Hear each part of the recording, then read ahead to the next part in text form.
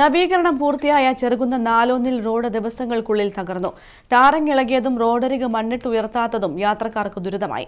നിർമ്മാണത്തിലെ അശാസ്ത്രീയതയാണ് റോഡിളകാൻ കാരണമെന്ന ആക്ഷേപമുയർന്നിട്ടുണ്ട്.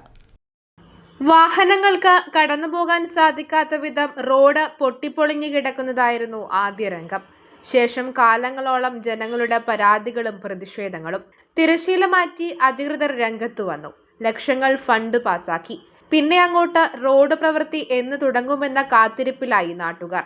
ഫണ്ട് അനുവദിച്ചിട്ടും പ്രവൃത്തി ആരംഭിക്കാൻ തന്നെ മാസങ്ങളെടുത്തു. റോഡ് കിളച്ചിട്ട് ജില്ലികൾ നിരത്തി. വേഗത്തിൽ പ്രവൃത്തി പൂർത്തിയാവുമെന്ന് പ്രതീക്ഷിച്ച നാട്ടുകാർക്ക് വീണ്ടും ദുരിതം. ടാറിംഗ് വൈകിയതോടെ മാസങ്ങൾ നാട്ടുകാർ പൊടി ശ്വസിച്ചു. ശക്തമായ പ്രതിഷേധങ്ങൾക്കൊടുവിൽ റീടാറിംഗ് പൂർത്തിയായി. എന്നാൽ ഇപ്പോൾ വാഹനങ്ങൾക്ക് സുഗമമായി കടന്നുപോകാൻ സാധിക്കുന്ന അവസ്ഥയിലല്ല റോഡുള്ളത്. റീടാറിംഗ് പ്രവൃത്തിയിൽ അശാസ്ത്രീയത ഉണ്ടെന്ന ആക്ഷേപമാണ് ഉയരുന്നത്. ടാറിംഗിന് മുൻപ് അപ്രതീക്ഷിതമായി പെയ്ത മഴയിൽ റോഡിൽ വെള്ളം കെട്ടിക്കിടക്കുകയും അതിനു മുകളിൽ തന്നെ റീടാറിംഗ് പ്രവൃത്തി നടത്തിയെന്നും ആക്ഷേപമുയരുന്നുണ്ട്.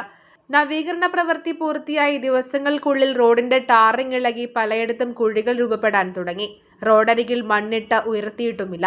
2 വാഹനങ്ങൾ ഒരുമിച്ച് വന്നാൽ കടന്നു പോകാൻ ഏറെ പ്രയാസപ്പെടും.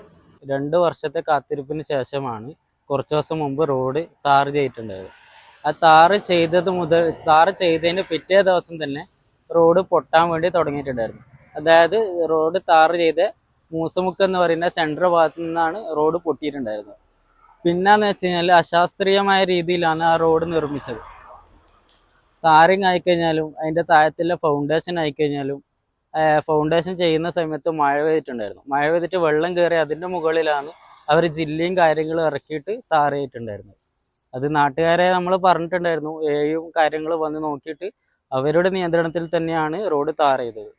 എന്നിട്ടുമാണ് ഇത്രയും വലിയ അബദ്ധം റോഡിൽ സംഭവിച്ചിട്ടുണ്ടായിരുന്നു. വീടാന്ന് പറഞ്ഞാൽ ആദ്യം അടിയിൽ ഫുൾ വെള്ളം, ആ വെള്ളത്തിൽ കൊണ്ടുപോയിട്ട് ഇത് ഇട്ട്.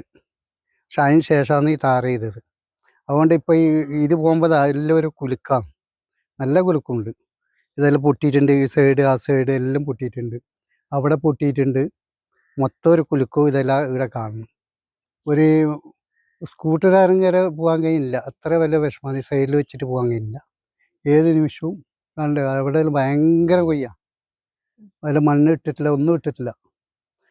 ഇനി എന്താണെന്ന് പറയാൻ കഴിയില്ല. ഇനിയിപ്പോൾ അവരോട് പറയാം, നമ്മൾ പറഞ്ഞുകൊണ്ടിരിക്കുന്നുണ്ട്. ഇപ്പം ചെയ്യാം, നാളെ ചെയ്യാമെന്ന് പറഞ്ഞുകൊണ്ടിരിക്കുന്നുണ്ട്. കരാറുകാരന്റെ അനാസ്ഥയാണ് ഇതിന് പിന്നിലെന്നും ഇക്കാര്യത്തിൽ അധികൃതർ നിസ്സംഗത പാലിക്കുകയാണെന്നും ആരോപണമുയരുന്നുണ്ട്. പ്രദേശത്തെ നിരവധി ആളുകൾ ആശ്രയിക്കുന്ന റോഡാണിത്. ഏറെ മുറവിളികൾക്കൊടുവിലാണ് റോഡ് നവീകരണം പൂർത്തിയായത്. എന്നാൽ അതും ഇരട്ടി ദുരിതമായതോടെ ഇനി ആരോട് പരാതിപ്പെടണമെന്നാണ് ജനങ്ങൾ ചോദിക്കുന്നത്. News bureau, Pazhayangadi.